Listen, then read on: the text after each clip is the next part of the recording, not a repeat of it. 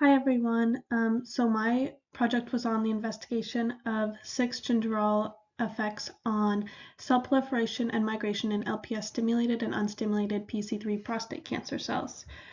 So there has been some research done on 6-gingerol's anti-cancer effects in other cancers such as breast cancer and colon cancer, and these results look promising. However, there hasn't been much looked at with prostate cancer, so I wanted to look at that and see 6-gingerol's effects on prostate cancer cells.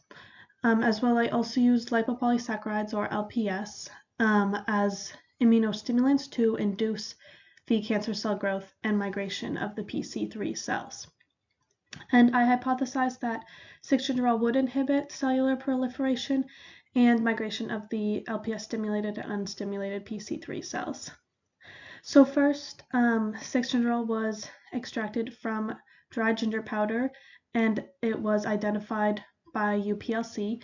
So once it was identified and confirmed that 6-gingerol was the compound extracted, an MTT assay was performed with the extract in varying doses to determine cytotoxic effects of 6-gingerol and determine sublethal doses for the other assays that were to be run.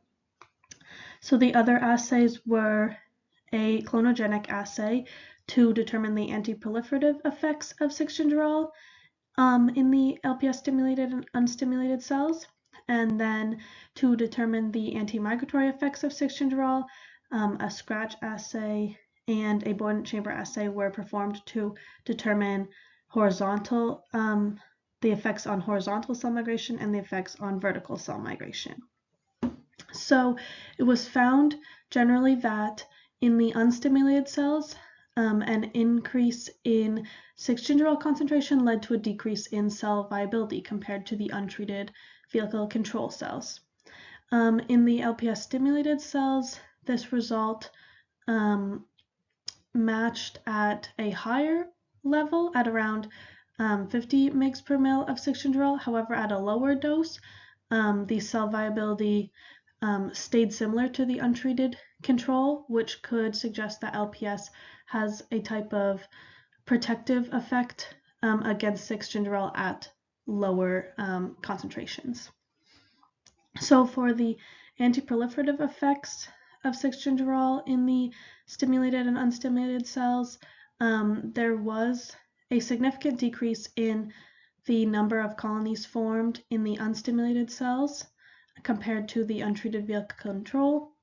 There was no significance found in the stimulated cells. However, we can see by looking at the cell density and the size of the colonies that there was a smaller cell density in the lower and higher 6-gingerol treatments compared to the vehicle control group in all stimulated and unstimulated cells. And in the assays testing the anti-migratory effects of 6-gingerol, there was a significant decrease in the unstimulated cells during the Boydent chamber assay, which was assessing the vertical migration.